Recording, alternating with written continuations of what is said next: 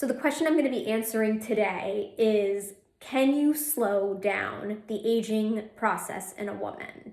And to properly answer that question, you have to understand how much of our skin is dependent on estrogen, the hormone that defines being a woman.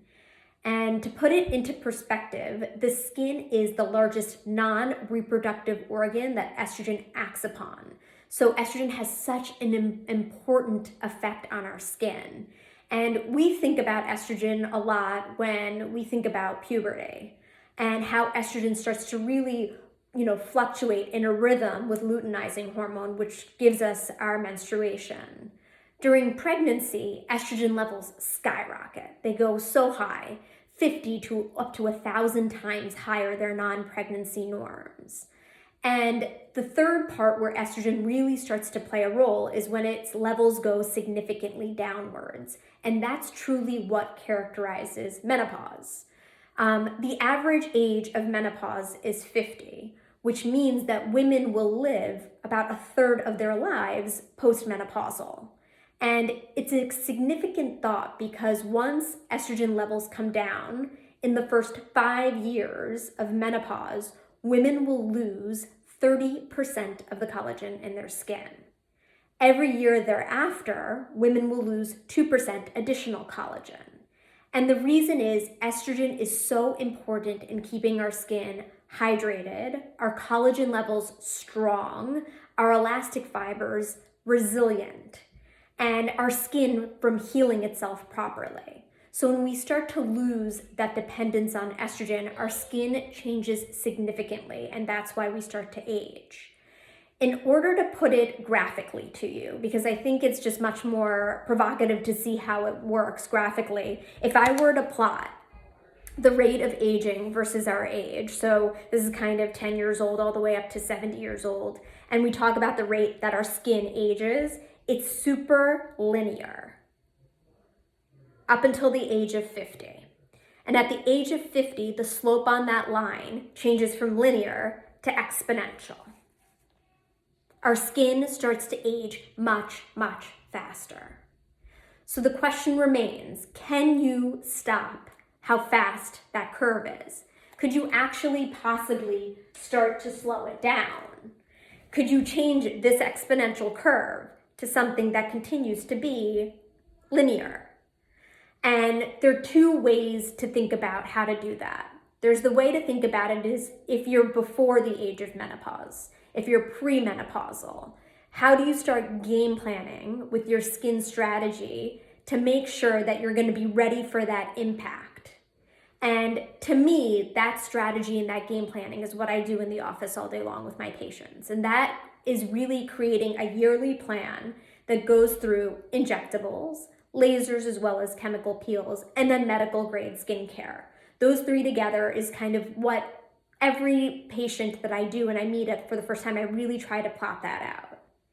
Surgery is something that I think if you are early enough to game planning, I think you can definitely avoid if you're in that pre-menopausal age group.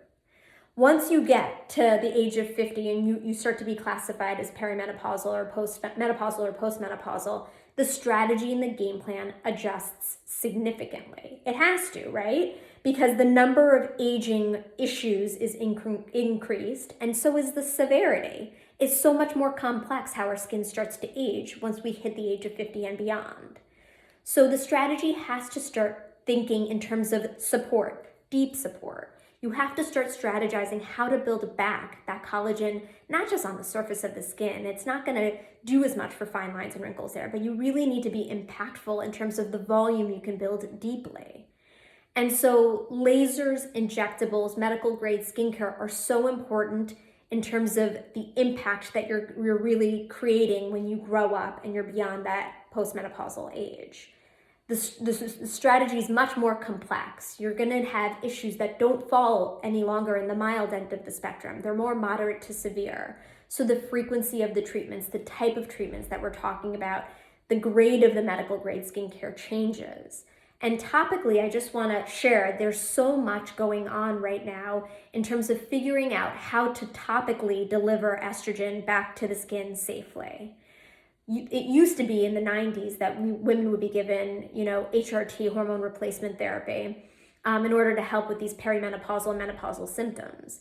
The big side effects with that included breast cancer, strokes, thromboembolic events. It turned out that the risk to benefit ratio was too risky for that to continue. But now, in 2020, the topical medications that are being developed are what are called soft drugs. These are topical drugs that go onto the surface of your skin. They activate selective estrogen receptors momentarily. They get degraded very, very fast so that they deliver their response very efficaciously, and they're not creating systemic types of side effects that we would worry about with oral medications. So there are great new topical estrogen, synthetic estrogen, and plant-based estrogen medications that are being developed and that are out on the market. And on Tuesday night, I'll be talking with Dr. Jordana Hirschthal, who's a close friend and colleague, also board-certified dermatologist who does mainly cosmetics. She's down in Florida. She's been using a variety of topical synthetic estrogens in her practice, and she's going to be sharing what her thoughts are and her strategy on that. But we're also going to be talking about how our age group and how the two of us have gone about trying to brace ourselves for that impact of menopause. And when we treat patients that are beyond that age of 50 and above, how our strategy adjusts. So yes, you can slow down the aging process, but it's important to know where you lie on that spectrum and how the strategy adjusts accordingly. I will tell you, I don't see very many people talking about this on Instagram, and that was part of the reason I want to put it out there. So hopefully we'll get a lot of comments and reshares out of this, and people will start thinking more strategically about this.